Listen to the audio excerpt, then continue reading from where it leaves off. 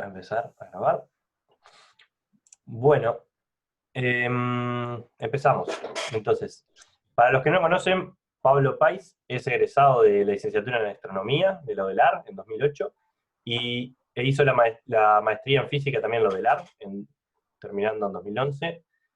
De ahí se fue para Bruselas, para Bélgica, donde hizo el doctorado en la Universidad Libre de Bruselas, y realizó un postdoctorado en la Universidad de Karlova, o Charles, o Carlos para los amigos, según Pablo. Y hoy nos va a presentar la charla titulada ¿Es posible tener acceso a un paquete de acciones hoy en día? Te dejo. Bueno, muchas gracias, Gonzalo, por la presentación, y muchas gracias también por la invitación, ya que particularmente nos mandaste un mail a todos los que estábamos en el exterior y para poder presentar lo que en este ciclo de webinars. Este es mi primer webinar y es también mi primera charla de este tema, que me empecé a involucrar hace más o menos 6 meses, o sea que es un tema nuevo para mí. Y espero mostrarles en esta charla, porque es un tema lindo, porque es un tema, me parece fascinante en el sentido que toca varios temas de física, y por qué darles un gustito de por qué es lindo el tema, básicamente, más que mostrar los resultados, que hay alguno al final, lo puedo mostrar, pero me gustaría más que dejarles ese gusto de que está lindo el tema. Bueno, si tienen una duda, por supuesto, me pueden interrumpir. Puede ser que no se las pueda contestar bien, porque hay algunas cosas que son un poquito intrincadas, y está bien, bueno, si me llegan a interrumpir cuando quieran. También si tienen algún comentario, puede ser más que bienvenido. Esto todavía no se publicó, así que si tienen alguna sugerencia, lo que sea, va a ser más que bienvenido, y los invito a que la hagan, de hecho. Muy bien. Entonces, la idea es, primero, mostrarles intentar detectar una partícula que no se observa hasta ahora, pero que es un buen candidato para un tipo de materia oscura. No solo es un buen candidato para un tipo de materia oscura, sino que es una partícula que surgió, después vamos a hablar un poquito más, que surgió para resolver un problema teórico de las interacciones fuertes. O sea que de alguna manera sí estaría bueno que estuviera esta partícula, porque podría matar dos pájaros de un tiro, de alguna manera. Pero bueno, vamos a ir de a poco.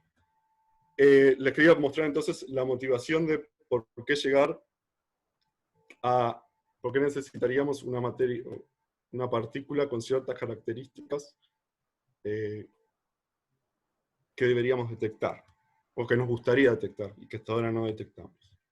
Bueno, vamos a empezar con el clásico, ya bastante conocido por ustedes, de la figurita del modelo estándar, de las partículas que componen el modelo estándar. El modelo estándar, como saben, es la teoría que, digamos, rige el comportamiento de la materia y sus interacciones. Acá está muy esquemático, hay números cuánticos que están escondidos, escondidos en el sentido que no los puse, que no están puestos en la gráfica. Básicamente están los bloquecitos grises y verdes, que son los fermiones, que son quarks y leptones, y cada quark y leptones tiene 3 generaciones, que se fueron dando a medida que se fueron descubriendo, o que se fue prediciendo, que cada generación fue predicha. Para la primera generación de quarks tenemos los quark up y down, que son los que forman los nucleones, que forman los protones y neutrones. De hecho, el quark up ahí no está puesto, pero tiene una carga 2/3 la carga del electrón. El quark down tiene menos 1/3, de forma que los neutrones están hechos por 2 quark down y un up, y los protones por 2 up y un down. De eso sale que los protones tengan carga más 1. No sale de eso, obviamente, es todo un descriptivo. De ahí uno ve que el neutrón tiene carga 0, carga eléctrica 0, y el protón tiene carga más 1. Después está la segunda generación de quarks, que son el Charm Strange, que vinieron después para solucionar otros problemas teóricos, se predijeron y se observaron. Y la última, la tercera generación de top, algunos llaman beauty, otros bottom, Y de hecho, eso se descubrieron se descubrieron después. De hecho, el último en descubrirse, si mal no recuerdo, alguien me puede corregir, es el quark top, y se descubrió en los 90 ya, que para mí es hace bastante poco. No sé, para otra gente es hace mucho, pero para mí hace poco. Y los leptones tienen 3 generaciones también. Esos son los quarks. Tienen otro número cuántico que no está escrito, que es el color, que es el que interviene en las interacciones fuertes. El modelo estándar contiene el modelo, que tiene lo que se llama cromodinámica cuántica, que es la descripción cuántica de las interacciones fuertes, la que mejor se aproxima a la descripción de las interacciones fuertes. Como les dije, esos son los quarks. Los leptones no tienen carga de color, no intervienen en la interacción fuerte, y tenemos 3 generaciones también. La primera generación es el viejo archiconocido electrón y su neutrino. Está el muón y su neutrino muónico como segunda generación, y como tercera generación el tauón y su neutrino tauónico, o neutrino tau. Después tenemos la columna roja, que son las partículas de interacción, o los bosones de Gauge, que está el fotón, que es el encargado de la partícula relacionada con las interacciones electromagnéticas. Está el bosón W y Z, que son los encargados de las interacciones débiles. La particularidad que tienen estos bosones que llevan, que son estas partículas de interacciones que tienen masa, el W, Z, W más menos y Z, y de hecho el más menos tiene carga positiva y negativa respectivamente, W más menos.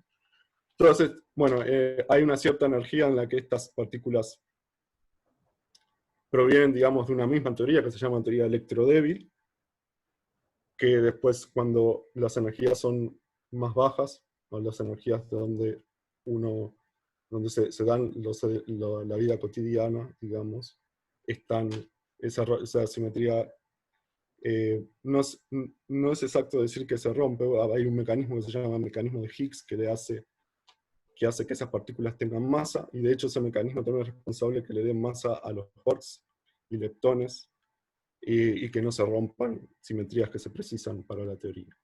Por último, el último bosón de Higgs el último bosón de Gauge es el gluón, que es el encargado de las interacciones fuertes. Y esos tienen una carga escondida, que bueno, que como dijimos con los quarks, forman lo que sería la cromodinámica cuántica.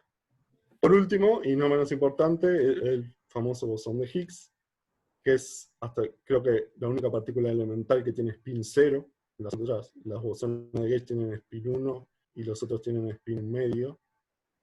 Las otras partículas fundamentales hay partículas compuestas que tienen otros spines. Y bueno, esa fue la ultimísima partícula que hasta ahora se observó, que en el 2012, en el colisionador de hadrones, en el LHC. Bueno, el éxito de la teoría es asombroso en el sentido de, en cuanto a su poder predictivo.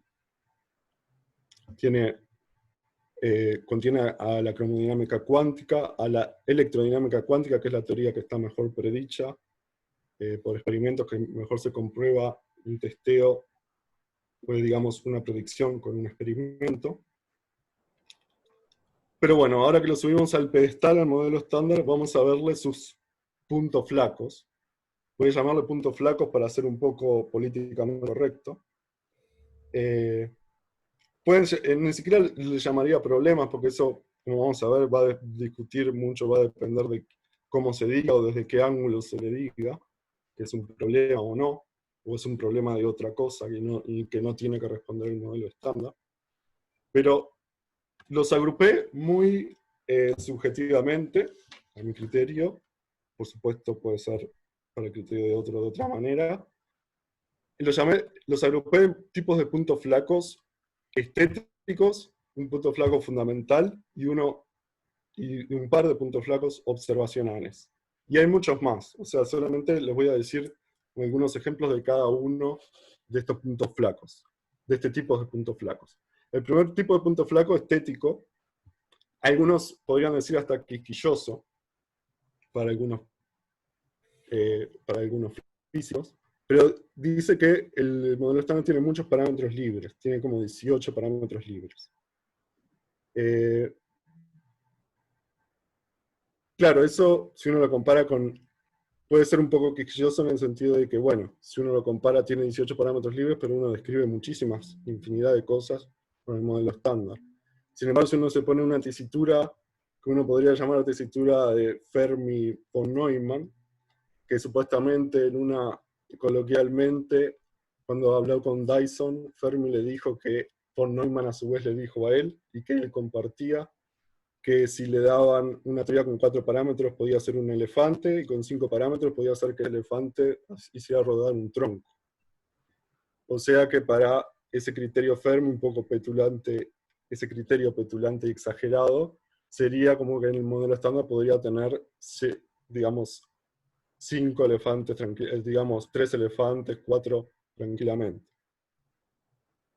Podría tener 3 elefantes moviéndose, o 6. 3 elefantes. Es decir, que uno puede ponerse en el medio y puede decir, no, en realidad tiene bastantes parámetros, pero predice mucho. O sea que no es una forma tampoco de criticarlo, de que no está respondiendo a algo. Otro problema estético se podría decir que es el problema del sabor. Se llama así problema del sabor. No sé si si llamarlo así un problema de nuevo, porque depende del punto de vista. Pero es porque hay 3 generaciones. ¿Por qué los leptones y los quarks tienen 3 generaciones? Bueno, de hecho hay teorías que dicen que, o sea, hay propuestas de que en realidad incluso podría haber más generaciones, que simplemente no detectamos porque están en unas escalas de energías que no tenemos acceso tecnológico hasta ahora, y podrían predecir algunas cosas. Otro ejemplo de no es relacionado con el problema de sabor, pero es un tipo también de ejemplo estético, es preguntarse por qué las partículas tienen las partículas observables, por lo menos, son múltiplos de carga eléctrica del electrón. Siempre vienen con una carga eléctrica más 1, menos 1, 0, más 2, menos 2, pero siempre, nunca hay una carga de una partícula fundamental raíz de 2 del electrón. ¿Por qué pasa eso? Digamos que hay teorías que intentan solucionar eso. Por ejemplo, una de las clásicas es el monopolo de Dirac. Si uno descubría monopolos magnéticos, uno podría justificar un poco teóricamente por qué las partículas están cuantizadas, por qué las cargas eléctricas están cuantizadas. El otro problema estético es lo que se llama el problema de jerarquía, que este problema en realidad va a estar relacionado con lo que vamos a hablar después, y es por qué las interacciones débiles son mucho mayores que las interacciones de gravedad. La interacción débil, que es la más débil de todas las interacciones que componen el modelo estándar, porque es 24 órdenes de magnitud mayor que las fuerzas de gravedad. Eso se llama, el problema de jerarquía apunta no tanto a que haya 2 escalas, sino que la diferencia de escala sea tan grande, de 24 órdenes de magnitud. Y bueno, para unos físicos eso quiere decir un problema que hay física que no entendemos detrás de por qué pasa eso. Bueno, una de las formas de atacar este tipo de problemas, que lo voy a englobar globalmente como que podría haber simetrías extra, o sea, simetrías en energías mayores que se rompen de alguna manera explícitamente o espontáneamente, y que dan lugar a esos parámetros que uno no sabe, da lugar a por qué uno tiene 3 generaciones, y podría aplicar en algunos casos el problema de jerarquía. Ejemplos de eso típicos son las teorías de gran unificación, que entran, si bien la cromodinámica cuántica y la electrodinámica cuántica describen el modelo estándar, están un poco separadas entre sí, y bueno, habría una teoría que las uniera, que se llama teoría de gran unificación. Y otro ejemplo clásico de esto es supersimetría. Es una simetría que mezcla fermiones y bosones. De hecho, ese es el que más intenta responder el problema de la jerarquía, la supersimetría. Bueno. Segundo grupo, ese era el primer grupo que le llamé problemas estéticos. Después tenemos el segundo grupo, que serían problemas fundamentales en el sentido de que, bueno, el modelo estándar no tiene en cuenta una interacción de todos los días, que es la interacción de la gravedad. Y bueno, intentando responder esa pregunta, una de las ideas para responder eso, bueno, es la gravedad cuántica, que el objetivo fundamental de la gravedad cuántica, claro, es tener una teoría consistente, cuántica consistente de la gravedad. Pero bueno, como uno piensa que todas las teorías fundamentales que se pudieron cuantizar entraron dentro del modelo estándar, uno pensaría que, bueno, una vez que la gravedad se pueda cuantizar, habría una chance de que el modelo estándar sea un lugarcito para la gravedad, ¿no? Teoría y gravedad cuántica es un mundo, hay muchas teorías de gravedad cuántica, el ejemplo son la gravedad cuántica de lazos, teoría de cuerdas, causal sets, bueno, hay gente que se dedica se especializa en cada una de esas áreas, y bueno, es un tema que no vamos a entrar. Simplemente decir ese tipo, que yo ya no lo clasificaría como estético, sino como algo más fundamental, un punto flaco más fundamental. Después tenemos los puntos flacos, si se quieren, observacionales. Y acá nos vamos a enfocar un poco más. Un tercer grupo. Este tercer grupo de observacionales, el que, digamos, sería como el líder de eso, sería la oscilación de neutrinos. Es decir, que la oscilación de neutrinos en realidad fue propuesta para otra cosa, pero fue propuesta teóricamente al principio, en los fines de los 50, por Bruno Pontecorvo, y después se observó que al principio de los 60, los experimentos de neutrinos solares, que decían que, bueno, uno podía predecir cuál sería la tasa de detección de neutrinos electrónicos. Los neutrinos electrónicos se forman en el núcleo del Sol, cuando se fusionan los átomos de hidrógeno para formar helio, se forman copiosamente neutrinos electrónicos, perdón. Y ese experimento que detectaba solamente neutrinos electrónicos, detectaba alrededor de un tercio de los neutrinos que debería detectar. Entonces, la oscilación de neutrinos, que había sido propuesta unos años antes, como que explica bien ese problema, es que explica bien, más que el problema, explica bien ese experimento. Dice que el neutrino, cuando sale del núcleo del Sol hasta que llega a la Tierra, en todo ese camino, oscila sale el neutrino electrónico y oscila entre las diferentes generaciones de neutrinos. Pasa de neutrino electrónico, neutrino muónico, neutrino tabónico y así. Por eso, como el detector era solo de neutrinos electrónicos, detectaba un tercio de lo que observaba. Eso fue el primer experimento. Después hubieron otros experimentos, creo que hay incluso hasta premios Nobel involucrados, que sí detectaron con mejor precisión, o sea, digamos, asentaron la base de que sí hay oscilación de neutrinos. Y para explicar bien la oscilación de neutrinos, los neutrinos deberían tener una masa chica, pero una masa, y no solo una masa, sino que también cada generación de neutrinos debería tener masa diferente. Y lo que hace esa oscilación, se explica bien, cuando las masas de neutrinos son diferentes, y, digamos, esa diferencia de masas hace oscilar el estado de neutrino. Básicamente el estado de neutrino que sale es una composición de estado de neutrino electrónico, muónico y tabónico. Y uno detecta uno. Básicamente esa sería la versión pseudo-clásica, o la versión semiclásica de la descripción de la oscilación.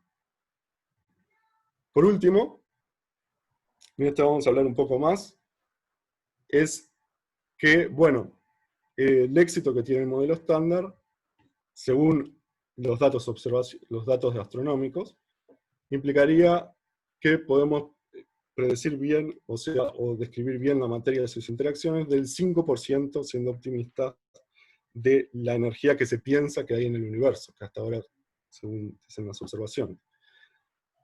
Ese otro que no se ve, que le ponen el adjetivo oscuro, puede ser materia oscura o energía oscura. Materia oscura ahora vamos a hablar un poquito más, pero la energía oscura, que no vamos a hablar después, simplemente decir que es la que a la energía oscura se le achaca el tema de que las galaxias se estén separando y cada vez más rápidamente unas de otras, o sea que haya una expansión acelerada. Para explicar eso, uno dice que tiene que haber una energía que no se observe, que no se mide de otra manera, que no sea por esa aceleración, y es casi el 73% de la materia del universo, total, de la energía del universo. Perdón. Y el 23, dijimos, el 23-25% es materia oscura, que es básicamente, la materia oscura se empezó a observar ya desde los años 30, cuando se vio que en la velocidad orbital de estrellas alrededor de galaxias, cuando uno lo grafica en función de la distancia al centro de las galaxias, la forma de decaimiento no es como la línea punteada, que sería como lo predice la teoría, que para esas energías, digamos, a esas velocidades, la gravedad de Newton debería funcionar bastante bien, y no se observa lo predicho, que están en esta línea punteada, sino que lo que se observa es más, esto es un bosquejo nomás, ¿no? Después en la próxima slide les muestro observaciones reales.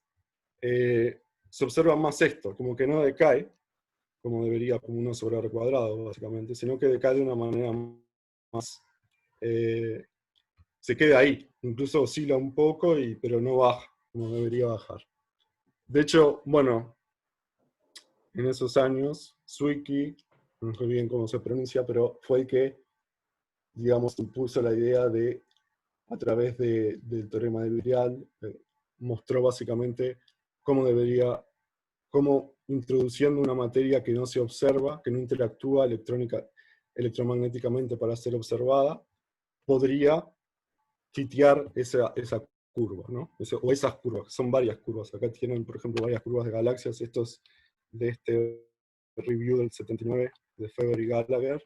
Ahí tienen varias velocidades, perfiles de velocidades. Acá está la distancia al centro de la galaxia, la velocidad versus la distancia al centro de la galaxia en kiloparsecs. Y ven que casi todas estas galaxias como que no bajan nunca, ¿no? Incluso tienen comportamientos oscilantes, algunos achatan los perfiles, pero nunca bajan como uno esperaría, de acuerdo a la materia que uno observa. Eso es materia oscura. Eso fue en las primeras evidencias. Después hay más evidencia de materia oscura a mayores escalas astronómicas. Por supuesto, esto saben mucho más que yo y les podría decir los astrónomos.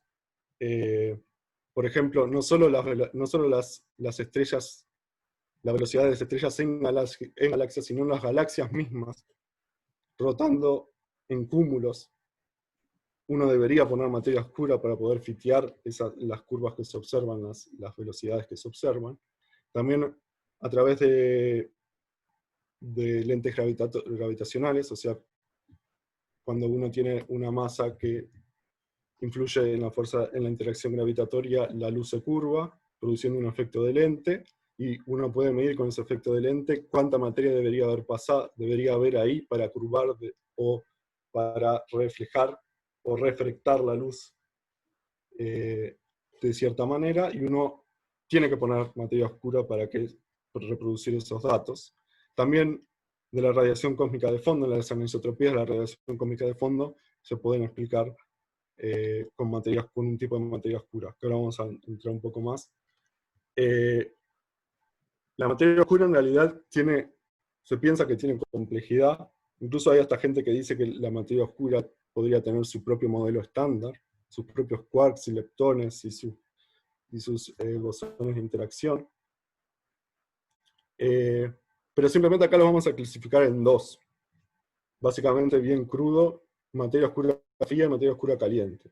Y incluso ahora también se debate que haya una materia oscura mixta, pero como no soy experto en eso, no voy a entrar. Simplemente les voy a decir el cuento de materia oscura fría, que es materia oscura que se mueve a velocidades chicas comparadas a las velocidades de la luz, forma aglomeraciones, tiende a formar aglomeraciones, y ven estos filamentos, que alrededor de estos filamentos de materia oscura, uno precisa poner esos filamentos de materia oscura para simular la formación de galaxias y cúmulos de galaxias.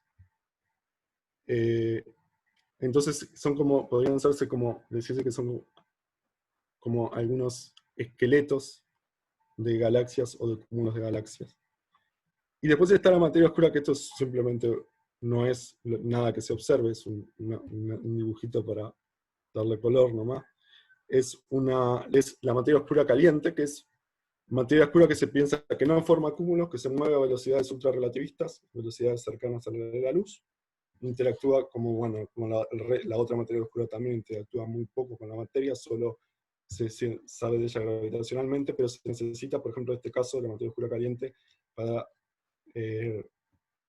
efectos de anisótropos en la radiación cósmica de fondo, e incluso también para simular comportamiento dinámica de galaxias y de cúmulos. Se necesita esa materia oscura que no se aglomera, no se queda, no forma filamentos como esa otra materia oscura fría, se distribuye alrededor, e incluso en zonas donde no se observa otra materia, pero bueno, está ahí. De hecho, incluso, aunque los neutrinos, también se ha dicho que aunque los neutrinos, como sabemos, para poder explicarlos, como mencionamos, para explicar las oscilaciones de neutrinos deberían tener un poco de masa, se piensa que incluso los neutrinos formarían parte de un poco de esta materia oscura caliente, aunque según los datos, no toda puede venir de los neutrinos. Según las cotas de formación de producción de neutrinos en el Big Bang y en los años sucesivos del Big Bang hasta la recombinación, uno tiene cotas de cuántos neutrinos debería haber, qué anisotropía debería dar, y bueno, y observa que necesita otra fuente de energía oscura caliente para poder producir los datos observados. Bien, y ahí es donde entra nuestro candidato. Digamos, donde entraría la acción. Básicamente lo que nos quedamos con el otro es que entraría, vamos a ver por qué, como candidato, porque el candidato debería ser una partícula que no interactúe casi, excepto gravitacionalmente, con las otras, y que sea relativista, que se mueva a velocidades cercanas a la de la luz, lo que implicaría que tuviera masas chicas. Si es que tuviera masa, puede no tener masa. Bueno, entonces vamos con una cronología paralela que no va a ser precisa, va a ser como un cuentito, voy a intentar hacer un cuentito, pero lo quiero poner como para mostrarle que cómo esto se hizo en forma paralela, no se está pensando en la materia oscura caliente para hacer este candidato, sino que apareció para intentar resolver un problema, que a su vez ese problema viene de otro problema, como vamos a ver. Entonces vamos a ver si empezamos del primer problema que había, que es en las interacciones fuertes. QCD todavía no estaba del todo, en los años 70, no estaba del todo establecida como la teoría cuántica que describió las interacciones fuertes, pero era una de ellas. Pero un problema de la interacción fuerte en general, cualquiera sea la descripción que uno use, es que hay un bosón que debería aparecer y no se ve. Hay un teorema, que se llama el teorema de Goldstone, que dice que si uno tiene una simetría rota espontáneamente, que rota espontáneamente quiere decir que en el vacío de la simetría, el vacío de la teoría no tiene toda la simetría de la acción, o del lagrangiano. Si pasa eso, debería haber un bosón que no tiene masa. Eso se llama el teorema de Goldstone. Y la partícula asociada se llama bosón de Goldstone, o también bosón de Nambu-Goldstone. Lo que hay que tener cuidado es que a veces la simetría no casi está, es decir que hay términos que tienen un coeficiente muy chico que rompen la simetría. Entonces sí, también se produciría un bosón, pero se llama pseudo-bosón de Goldstone, porque en vez de tener masa nula, tendría masa muy pequeña comparada con las escalas de energía de la ruptura de simetría. Eso es y básicamente lo que debería observarse si uno está seguro de que hay una simetría que está espontáneamente rota, o una casi simetría que está espontáneamente rota. Debería haber un pseudo bosón de Goldstone. El problema es que hay una simetría U1 axial, simetría U1A, y en este paper, Weinberg, en el 75, muestra que hay un problema con ese U1, en el sentido de que, bueno, hasta ese momento uno podría haber dicho, bueno, la partícula no se ve porque, digamos, las energías en las que se rompe la simetría, uno puede decir que es grande, lo que sea, pero Feynman mostró en ese paper, haciendo algunos estimativos, buenos estimativos, que esa partícula no puede ser mayor al orden de una masa del pión. O sea, no puede ser mayor a raíz de 3 la masa del pión. El pión ya se había detectado en esa época, entonces ya se tendría que haber descubierto esa partícula en esa época. Y no se descubre. Está la simetría, se pensaba espontáneamente rota, debería descubrirse la partícula. No se descubre. Eso se llama el problema U1A, las interacciones fuertes. El otro año apareció Tuft. No dije, bueno, que Weinberg conjeturó que en realidad probablemente esa no sea una simetría espontáneamente rota, sino que por alguna razón se rompe explícitamente, esa simetría no está. Entonces aparece Tuft, pero no sabía por qué, no había cómo explicarlo, esa simetría aparecía en acción clásica. Tuft apareció mostrando que ahora sí en QCD el vacío de QCD es bastante complicado y mostró inspirándose en otras cosas que habían venido unos años antes, básicamente en las anomalías, que las anomalías son simetrías, básicamente uno tiene una anomalía en una teoría cuando las correcciones cuánticas rompen las simetrías clásicas que uno tiene. Ahí se dice que uno tiene una anomalía, bueno, y QCD se muestra que con términos anómalos que aparecen, uno tiene que incluir esos términos en la acción efectiva. La acción efectiva es la acción que uno usa para cuando uno varía, saca las funciones de correlación, es equivalente a las ecuaciones de movimiento básicamente en la mecánica clásica. Cuando uno agrega esos términos, rompen esa simetría 1. Así que esa simetría 1 no estaba y se soluciona el problema porque no estaba la simetría 1, no tiene por qué haber un bosón de Goldstone. Pero el problema que aparece ahora es que ese término sí destruye una simetría discreta, que es la simetría CP. La simetría CP, hay 3 típicas simetrías discretas en física de partículas, que son la simetría C, que son la simetría de conjugación de la carga, cambio partícula por antipartícula, la simetría P, que es cambiar, o la transformación P, que es cambiar una dirección espacial por supuesta, o sea, invertir una dirección espacial, que en 3 dimensiones es equivalente a invertir las 3 dimensiones espaciales, porque es una dimensión impar. Pero, y la tercera es la inversión temporal, invertir invertir la dimensión del tiempo. Esas 3 simetrías, CPT, hay teoremas que dicen que para las partículas fundamentales con criterios razonables no se debería violar CPT, pero la simetría CP podría violarse. De hecho, las interacciones débiles violan la simetría CP, eso no hay problema.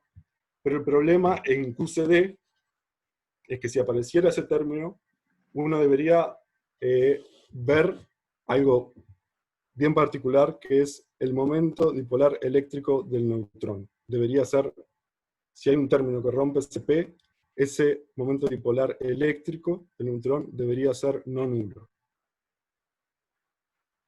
Entonces, hasta ese momento, y de hecho hasta hoy en día, cada vez las cotas del momento dipolar eléctrico del neutrón son más chicas, cada vez se puede decir con más certeza, cada vez más certeza que es 0.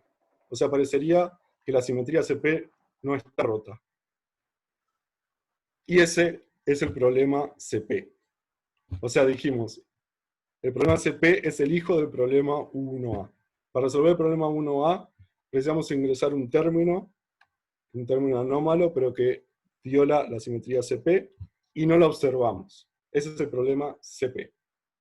Strong CP problem, el problema de CP fuerte por las interacciones fuertes. El problema que no se rompe, no se ve que se rompa la simetría CP.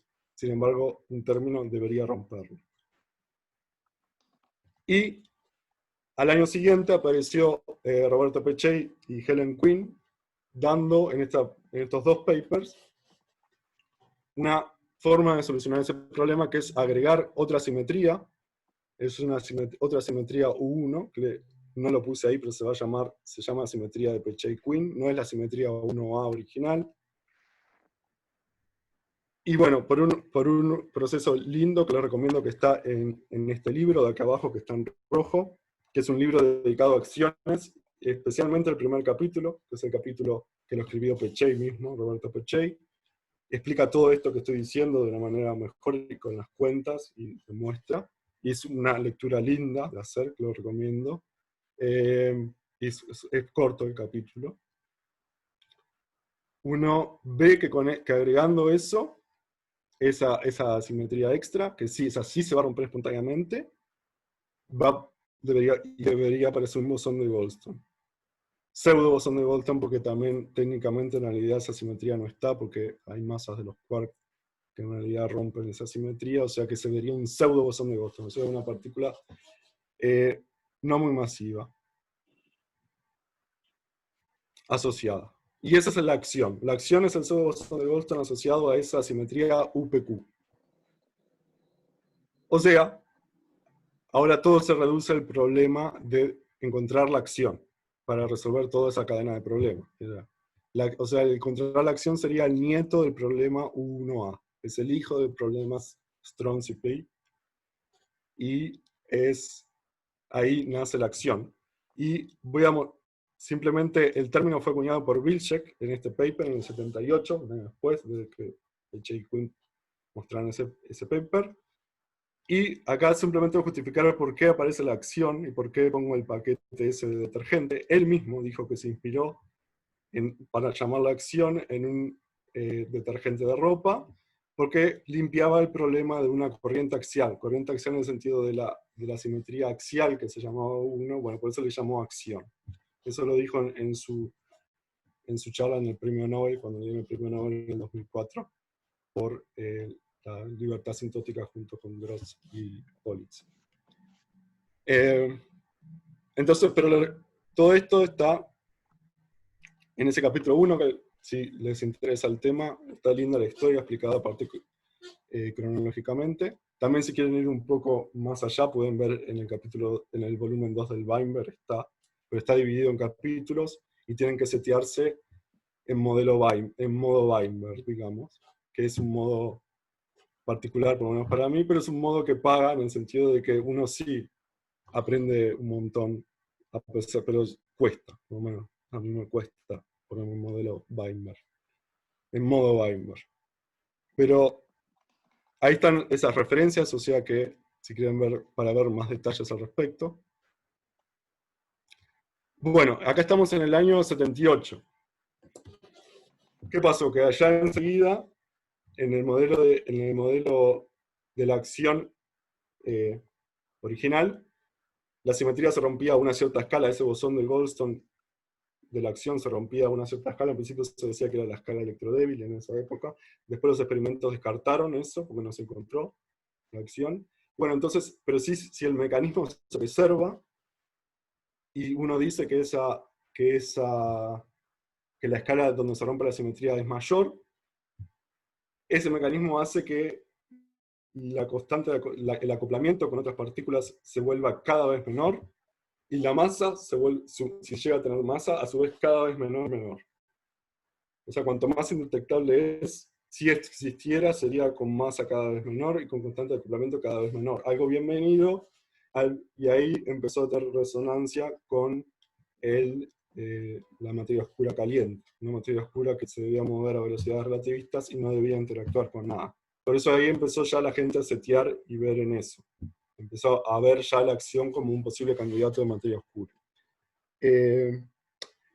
Desde el año 78 hasta el 85, a través de varios artículos, hay varios modelos de acciones. De hecho, en estricto rigor, uno debería llamar acciones invisibles a esas cuando se descubrió que las energías en el modelo que proponía Peccei y Quinn no fiteaban en las energías electrodébiles, se tuvo que relajar eso, y ya no se llamaría acción, esa partícula se llamaría partícula tipo acción, o acciones invisibles, y esos son los candidatos a materia oscura caliente.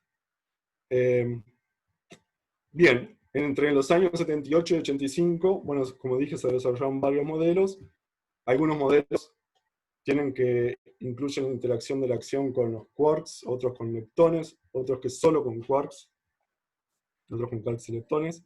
Pero básicamente por el 85 se llegó a la conclusión de que en todos los modelos sí debería haber, de alguna manera efectiva, una interacción con dos fotones. O sea, una acción debería tener un término de este estilo. O sea, debería ser la acción efectiva que describe, el lagrangiano efectivo que describe esto, sería la densidad lagrangiana, sería un término de Maxwell, un término de Klein-Gordon, que describe la acción, y este término de acoplamiento con dos fotones. Es el término de tipo phi f Hodge f. Incluso uno lo puede relajar, pero ya no vendría de la acción, sino de otras cosas, incluir un término phi ff en vez de phi f Hodge f. Pero bueno, si los perdí en la charla ahora, es tiempo se puede volver, porque a partir de ahora todo lo que voy a decir no debería importar más. O sea, lo que importa una vez que llegamos a este lagrangiano, no importa de dónde uno venga, a un lagrangiano efectivo, de una partícula con esos efectivo en el sentido que tiene esos parámetros G, su masa, y bueno, tendrán las normalizaciones de sus campos, pero en fin, con pocos parámetros uno describe una partícula que interactúa poco, pero que sí interactúa al menos con el fotón. Esa va a ser nuestra ventana del mundo oscuro al mundo real, digamos. Mundo real no es una buena palabra, el mundo bariónico. Simplemente esto para tirar nomás algo, es las ecuaciones de movimiento son básicamente las ecuaciones de Maxwell con una fuente, donde la fuente es la propia ecuación, perdón, es el propio fotón también. Puede ser un propio fotón, después vamos a ver que en realidad pueden ser fotones externos, que llamamos que vienen de un background. Y la segunda es una ecuación de Klein-Gordon con un término fuente, que serían los fotones. Bueno, para resolver esa ecuación es bastante difícil, de hecho no he visto, capaz que hay... ¿Hola?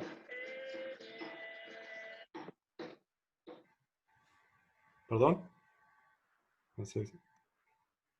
Sí, les decía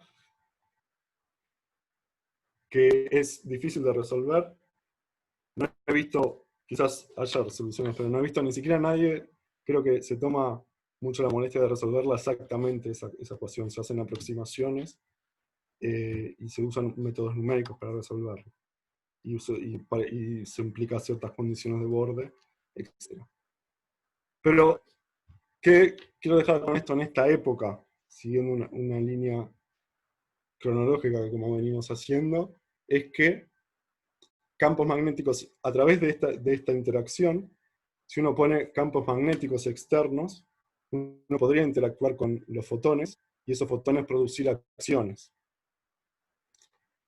Entonces uno vería una pérdida de luz, o pérdidas si lo vemos desde un punto de vista astronómico, la gente se empezó a ver, bueno, entonces, como tenemos en astronomía, se sabe que hay regiones con campos magnéticos bastante grandes, podríamos entrar a ver cotas de estos parámetros fenomenológicos de la masa y la constante de acoplamiento, del fotón de los dos fotones con la acción, la partícula tipo de acción, y entrar a jugar con esos parámetros. Y bueno, es lo que ha hecho la gente hasta este año. Bueno, esto es simplemente, si quieren, para mostrarles lo que sería un vértice efectivo. No está escrito en cuentas el vértice, simplemente es cuando hay una interacción con un fermión de este tipo, habría esta interacción de los dos fotones con la acción, también con un decaimiento del pión, también decaería a su vez en una acción, se piensa en varios modelos, y estos dos efectos se combinan, se pueden hacer de manera efectiva en un vértice de esta manera, ¿no? De dos fotones y la acción. Bueno, entonces, como les dije, hasta después del 85, cuando se entendió bien que más o menos todos los modelos de la acción deberían interactuar con los fotones, apareció este paper en el 87, que revolucionó en el sentido de, capaz que revolucionar es demasiado, pero decir que propuso un experimento para detectar las acciones. Con la ventaja que lleva un experimento respecto a una observación. Un experimento uno puede setear para ver si lo que detectó, para entrar a acotar mejor los parámetros de la partícula que pueda uno llegar a detectar, si es que lo detecta. Entonces, por eso está bueno que propuso como un experimento para ver que simplemente se llama alumbrar a través de la pared este tipo de experimentos, que es tirar un láser y poner un campo magnético, tirar un láser a un muro y poner un campo magnético entre la fuente del láser, ese, y el muro. Entonces, si ese lagrangiano efectivo es cierto, debería haber una oscilación, y esto es en cierto modo reminiscente a las oscilaciones de neutrinos, aunque el proceso es físicamente diferente. En la oscilación de neutrinos, la oscilación se da por las diferencias de masas entre los neutrinos de diferentes generaciones. Acá sería por el acoplamiento del campo magnético que aporta un fotón a la pata, y el láser aporta el otro fotón, y uno, si reza a todos los santos, debería aparecer una acción cuando interactúan. Entonces, ¿qué hace el muro? Bloquea el fotón, y la acción, justamente, las desventajas que no se puede detectar, pero la ventaja en este punto es que la acción pasa a través del muro. Si la acción es un buen candidato, debería pasar a través del muro, no debería ser invisible el muro. Y entonces uno pone otro campo magnético después, al otro lado del muro, que uno lo pone igual y de igual distancia para hacer todo simétrico y que sea más fácil las cuentas. Y el fotón la acción que pasó, ahora excita y hace oscilar el fotón de nuevo. Lo reconvierte, de alguna manera, a fotón, para que lo podamos detectar. Básicamente, los detectores son cámaras CCD que responden a fotones. O sea, obviamente uno no va a detectar la acción, uno lo que detectaría al final es un fotón. Que, como viene del otro lado, como el muro supuestamente bloqueó ese fotón, si nosotros vemos un fotón de acá en un mundo ideal, donde estamos hablando de un mundo donde no hay ruidos, estamos despreciando términos de borde, o sea, un campo magnético externo constante, etc., ese fotón debería haber venido del otro lado de la pared. Eso se llama alumbrando a través de la pared. Entonces, ellos propusieron este experimento, no tanto tampoco para detectarlo, sino para seguir poniendo cotas e intentar poner cotas competitivas con las cotas astronómicas, como que habíamos mencionado antes, de regiones en el espacio con campos magnéticos que se saben que son grandes, y uno, por las observaciones, puede empezar a poner cotas también del fotón, de la acción, perdón, de los parámetros de la acción. Después, en los años siguientes, se empezaron a desarrollar, esto es algo, lo primero que se tiró, digamos, alumbrar a la pared con un láser, con una linterna láser, y ver qué sale del otro lado. Después, como la probabilidad de la conversión del fotón con el electrón, perdón, del fotón con la acción, esa probabilidad es proporcional al campo magnético, es proporcional al constante de acoplamiento, es proporcional a la región donde el fotón se mueve con campo magnético, al L, que le llamamos de acá. Es proporcional, cuanto mayor es la región magnética en la que se mueve el fotón, más probabilidad tiene de convertirse. De hecho, la probabilidad de conversión es todo eso al cuadrado, g cuadrado por b cuadrado por l cuadrado. Claro que ese g es el que va ganando, es lo que hace que esa probabilidad sea muy chica. Y de hecho es al cuadrado a su vez, porque si nosotros queremos detectar el fotón, se tiene que el fotón primero convertir en acción y reconvertir en fotón. O sea, tiene que pasar 2 veces ese proceso. Tiene que convertirse en fotón, pasar la pared, perdón, el fotón tiene que convertirse en acción, pasar la pared y volverse a convertirse en fotón para poder detectarlo. Entonces, cuanto mayor tiempo esté el fotón en una región magnética, más chance tiene de convertirse en acción.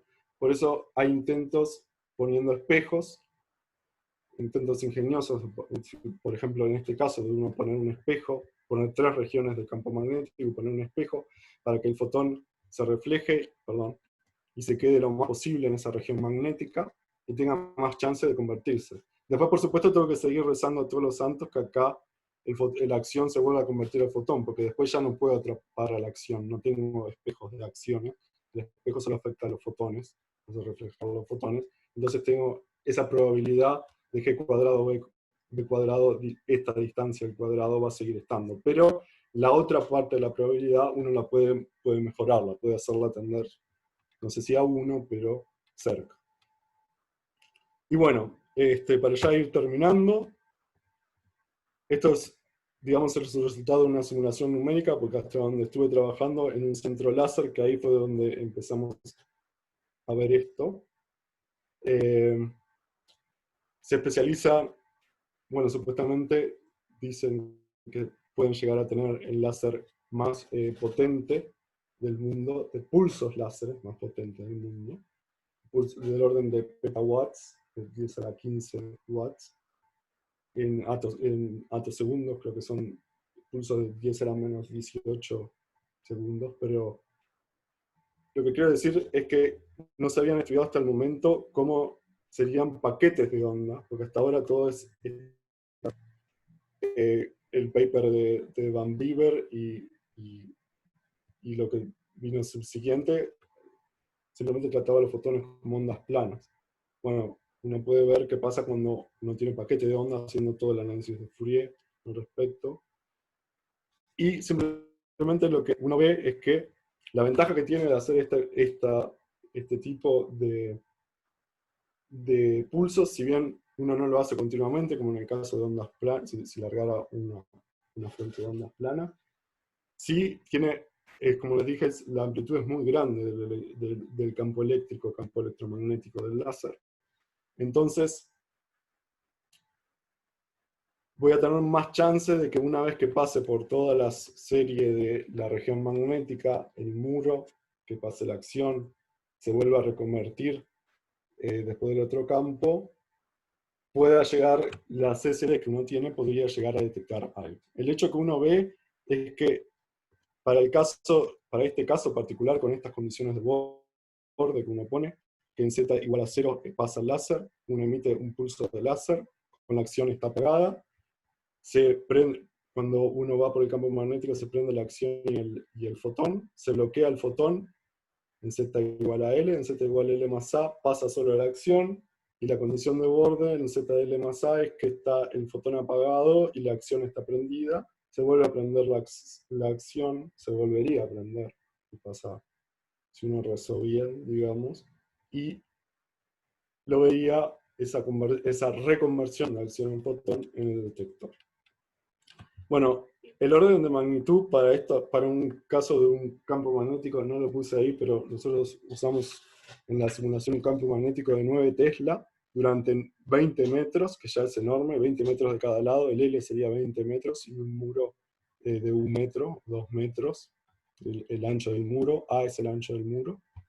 Fíjense que el perfil de onda en Z igual a 0, si es con 1 por 10 a la 6 por metro, la amplitud se disminuye a casi 7 órdenes de magnitud, a 0,05. O sea, se reduce un montón. O sea,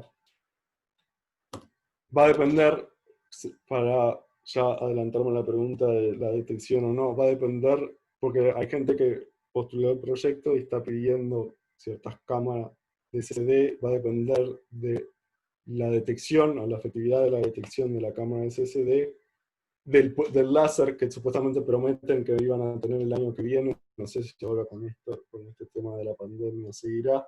Un láser súper potente, también va a depender de eso, la detección. O sea que nosotros hasta ahora estamos haciendo simulaciones de cómo se vería afectado el paquete de onda cuando uno lo larga desde el detector y llega lo larga, perdón, desde la fuente láser y llega hasta el detector. Bueno, no los molesto más, muchas gracias, espero que no se hayan aburrido tanto. Bueno, bravo.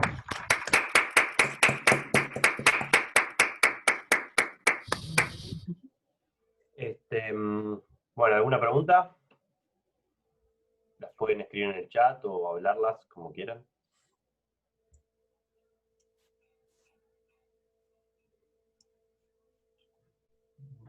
Nico, dale. Pablo, y sobre el experimento Xenón, ¿qué tenés para decir? Nada, no, nada, no sé. ¿Podrías decirme? De hecho, no estoy muy informado bien sobre eso, siéndote sincero, así que si me podrías decir vos un poco más, ¿qué es? No, es un experimento que también recientemente dicen que podrían tener resultados que recientemente podrían, muchos condicionales, poder interpretarse como el descubrimiento o como algunas indicaciones de existencia de aniones, de acciones. Ajá. Eh, ¿Ese experimento es ese que se hace de Anita? No. no sé. Ah, no, ¿Sí? porque hay un experimento de Anita que se hace en la Antártida, que hay No, no, una... no, no, no, no, no, no. Creo que es en Alemania. Ok. Ah, ok. No es ese. Porque Este en se ese llama. experimento también hay gente que dice que esos eventos son por reacción. No, no, este es otro. Ok, Se llama ok. Xenón. Y estos días se habló bastante en la prensa y yo qué sé, y bueno, uno que está lejos del tema, para saber. No, no, yo también estoy lejos. Me gustaría acercarme más. O sea, podría preguntarle a algún colega si querés y después te mando. Que debe saber. Hay uno de los colegas que por eso de ahí de él saqué los datos de los campos magnéticos que usan en el experimento que hicieron de 9 Tesla. Eso yo sé que pueden llegar hasta esas cotas. Y él está más en ese tipo de experimentos y se dedica a esto, a la descubrimiento de acción. Le puedo preguntar a él. Bien. ¿Alguna otra pregunta? Bien. Sí, hola Pablo, Hola Julio, ¿qué tal? Saludos desde la distancia. un abrazo. Este, no, quería, es una cuestión bien astronómica, ¿no? Vamos a suponer que están esas acciones ahí, en las galaxias, modificando el campo gravitacional. Ahora, si son partículas ultrarrelativistas, lo que no me cabe es cómo se pueden mantener confinadas a la galaxia. ¿Por qué no son partículas que se disipan por todo el universo? No, de hecho, la materia oscura caliente está toda disipada. Está más, por lo menos más disipada que la materia oscura fría. Bueno, pero en el caso de materia oscura fría, por qué Ah, se no, mantiene? sí. O sea, sí, claro, lo que pasa es que en las simulaciones para la materia oscura fría, las simulaciones de formación de galaxias y cúmulos los galácticos tienen que poner esa materia oscura quieta ahí, entre comillas, que es la materia oscura fría, para para poder simular las dinámicas de esas galaxias. Sí, Hasta ahí es donde se el cuento. No sé si capaz que alguien más tiene algún otro dato. no, está bien, pero si asumimos que el origen de toda esa materia oscura son estas partículas, estas acciones que No, no, son claro, pero la materia oscura tiene diferentes orígenes. Por eso lo que no dije claro, capaz, cuando digo que tenemos materia oscura fría y caliente, la gente piensa que son de orígenes diferentes. Uno de estos orígenes es la materia oscura fría, perdón, la acción explicaría la materia oscura caliente, y que no Ah, tendría nada que ver con la materia oscura fría, que es a la que forma aglomeraciones, no sé.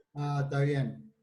O sea que habría dos orígenes distintos para la materia Sí, oscura. sí, Ah, incluso por eso mencioné que incluso para alguna gente la materia oscura tiene esa complejidad que puede tener del modelo estándar, digamos, que tiene sus propias interacciones fuertes, o sea, tiene su propia complejidad, sus, entre comillas, protones y neutrones, y lo que sea. ajá, bien. Bien, gracias. Gracias por la pregunta.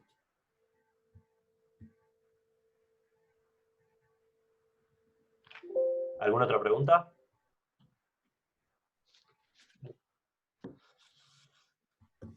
Bueno,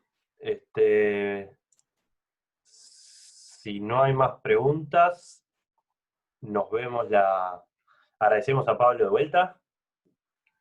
Muchas gracias a ustedes por escuchar. Muy bueno. Y bueno, el viernes que viene, acuérdense, a las 2 de la tarde de vuelta, nos va a hablar Luis Pedro. No sé si, para los que no conocen, Luis Pedro García Pintos, y sobre límites a la velocidad de sistemas clásicos y cuánticos. Estaba por acá hace un rato Luis P, no sé si sigue por ahí.